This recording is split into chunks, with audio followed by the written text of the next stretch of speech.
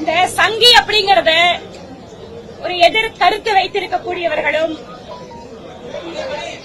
எங்கள் கட்சியினுடைய கொள்கைக்கு எதிராக நிற்கக்கூடியவர்களும் அதை ஒரு குறிப்பிட்ட பதமாக அவங்க ஒரு இழிவுபடுத்துறதுக்கு அவங்கள ட்ரோல் பண்றதுக்கு அப்படிங்கிற மாதிரி அதை யூஸ் பண்ண ஆரம்பிச்சிருக்காங்க. அது முன்னாடி ரொம்ப நாளா பண்ணிட்டு இருக்காங்க. இதுல ஒரு சிலர் சொல்றாங்க, ஆமா ஐ எம் a proud சங்கி அப்படின்னு சொல்றாங்க. அதனால இந்த சங்கிக்கு டெபினிஷன் அப்படிங்கறத நாங்க சொல்ல முடியாது. எங்களை கேட்டீங்கன்னா நாங்க டெபினிஷன் என்ன சொல்லுவோம்?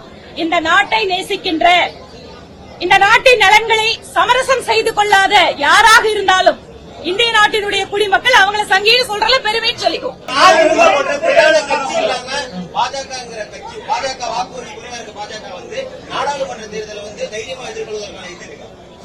நாங்க இத்தனை வருஷம் எங்க கட்சி நடத்திட்டு இருக்கோம். ஒரு தேர்தல் கூட நாங்க புறக்கணிக்கிறேன்னு சொல்லல.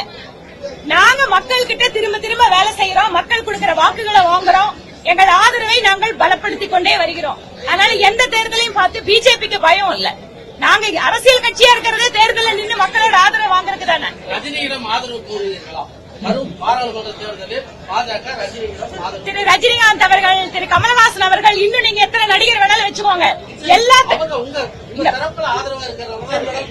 நான் சொல்றது, எந்த நடிகர் நடிகைகளா இருந்தாலும் ஏன் உங்ககிட்ட கூட நாங்க ஆதரவு கேட்கறது எங்களோட வேலை. உங்க எல்லாத்துக்கிட்ட நாங்க ஆதரவு கேட்போம். கொடுக்கறதும் கொடுக்காதும் உங்களோட விருப்பம்.